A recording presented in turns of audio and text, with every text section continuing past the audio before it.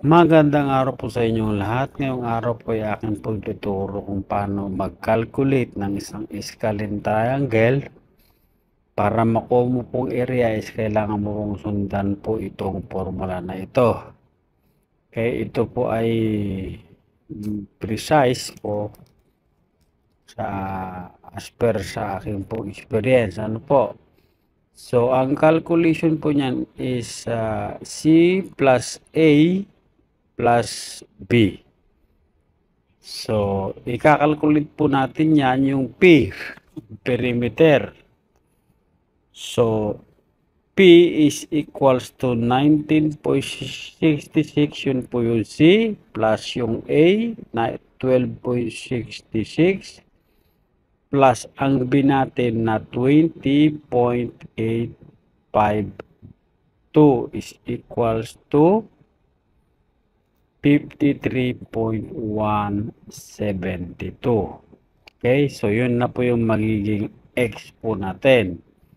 So para makalculate po yung X is equal to 53.172 divided by 2 equals 26.586. So yan na po yung mga isusubtract po natin.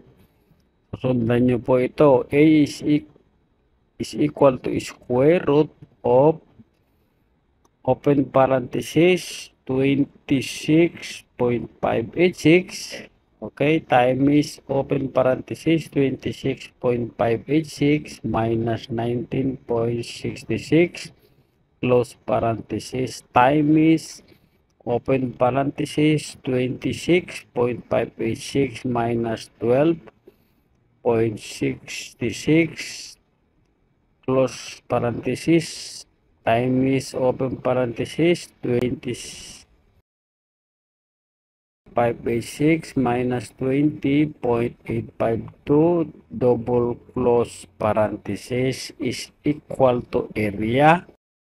So, bali ito ganito po ang concept niyan, guys. Kakalculate po natin yung na minus. So, A is 26.586. Ito times po natin yon is 6.926. Then ito times din yung 13.926 times yung 5.734 is equal to 14,703.46. So, okay. So, square root po ng 14,703 is ang area po ng scaling triangle po natin. Yun na po yan. So, ang na-compute po natin pag kinalabasan po ng area is 121.25 or 258. I-round off na lang po natin. Yun po yung total area no ating scaling triangle ngayon. So, ganun lang po ang pag-calculate po ng scaling triangle. Yan po yung concept. So, napakabilis lang po. Bali, kung medyo mayroon po kayong hindi naintindihan, pakiulit na lang po. At pakipollow at share na lang po para updated po ang bawat isa.